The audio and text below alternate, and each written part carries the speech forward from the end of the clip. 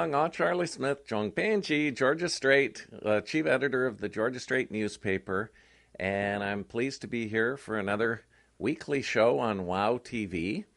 And I'm going to start with a story that was taking place in Burnaby, and its bears are on the loose. And there were black bears, 3 adult black bears, going in the area near the New Westminster border. And they were overturning garbage cans. They were near the Brunette River. And one of the things that happens in the Lower Mainland around this time of year, we see lots more bear sightings, particularly on the North Shore, West Vancouver, North Vancouver, Coquitlam area. But to see them in Burnaby is, it's not unheard of, but in that particular area, it's unusual. One of the things is we're seeing more wildlife in the city. And we see it with the coyotes, the reports of coyote sightings. And you can go to the Stanley Park Ecology Society. If you ever see a coyote, you're not supposed to interact with them and don't feed them. Don't feed the bears. I think for people sometimes when they move here from Asia, it's a little unusual to see that there were wild animals living in the city or near the city. And that is true with bears, eagles, and coyotes, just to name 3, as well as raccoons and skunks you can see in the West End. Another story of interest, and on the weekend in Vancouver, there's a big demonstration, and that's on behalf of sex workers. And what's happening in Canada at the end of next week is a very important case is going to the Supreme Court of Canada, and that's the highest court in the land. And this involves whether the legalization of prostitution laws. Right now, prostitution is legal in Canada, but certain aspects are illegal. It's illegal, for instance, to communicate in public. So that's why you don't see that many street prostitutes in Vancouver or in Canada.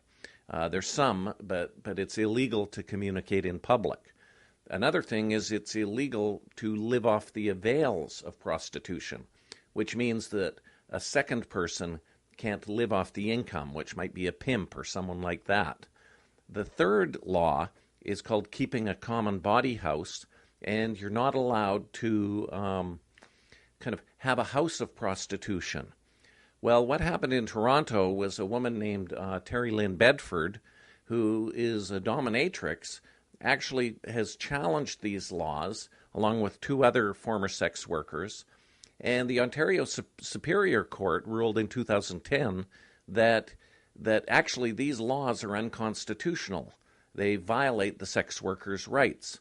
So the Justice, Susan Himmel, it was a woman making the decision, determined that the law against communicating in public violated the sex workers' freedom of expression under the Canadian Charter of Rights and Freedoms. And Susan Himmel also determined that the law against keeping a common body house and living off the avails of prostitution was unconstitutional because that violated their right to security of the person. And this is something that sex workers often argue, is that the laws make it more difficult for them to do things like hire security. If you own a grocery store, you can hire a security guard. If you own a newspaper, you can hire a security guard. But if you're running a brothel with sex workers, you cannot hire a security guard because that person will be living off the avails. So this case went to the Ontario Court of Appeal because the Conservative government in particular, nationally, but also the Ontario government was not happy with this ruling in Ontario Superior Court. So at the Court of Appeal in 2011, what happened was that by a 3-2 margin, the justices at the Court of Appeal, they have a panel of 5 in this particular case. By 3-2, they ruled that actually the street soliciting, the street prostitution should remain illegal. So it was very close. But the other 2 laws, keeping a common body house and living off the avails of prostitution, the Court of Appeal agreed with Susan Himmel's ruling in the Ontario Superior Court. So now the Harper government is going to the Supreme Court of Canada to challenge this because they want to maintain these laws. So this is going to be a very, very major court case in Canada. One of the other stories this week that we were following was Christy Clark is running in a by-election in Kelowna West Side.